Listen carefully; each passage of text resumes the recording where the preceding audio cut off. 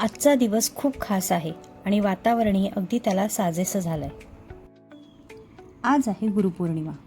गुरुपौर्णिमा म्हणजे आपल्या गुरूंप्रती कृतज्ञता व्यक्त करण्याचा दिवस. गुरु आपल्या आयुष्याला योग्य दिशा देतात. संकटातही धैर्यानं पुढं जाण्याची ताकद देतात.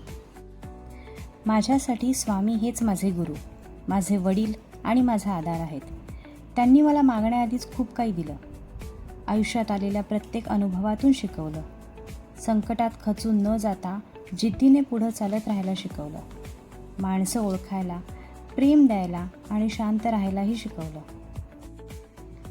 आज मी स्वामींचा अभिषेक केला, पूजा केली आणि आरती करून त्यांच्या चरणी मनापासून प्रार्थना केली.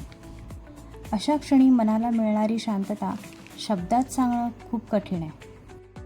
आज मीराने तिच्या टीचरसाठी स्वतःच्या हाताने एक सुंदर ग्रीटिंग बनवलं. त्यात तिने लिहिलेला मेसेज वाचून मन खरंच भरून आलं. त्या क्षणी एक वेगळंच समाधान मिळालं. आपल्या मुलांना आपण योग्य आणि चांगले संस्कार देत आहोत ही जाणीव खूप आनंद देणारी होती.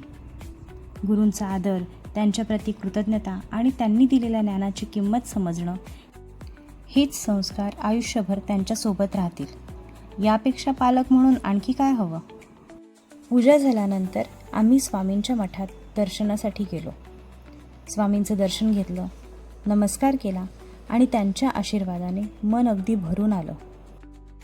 घरी आल्यावर नैवेद्यासाठी खीर बनवली. स्वामींना नैवेद्य दाखवून त्यांच्या चरणी मनापासून प्रार्थना केली. तुमचं प्रेम, तुमची कृपा आणि तुमचा आशीर्वाद माझ्यावर कायम राहू दे आणि तुमची जास्तीत जास्त सेवा करण्याची बुद्धी, शक्ती आणि संधी मला मिळू दे. श्री स्वामी समर्थ.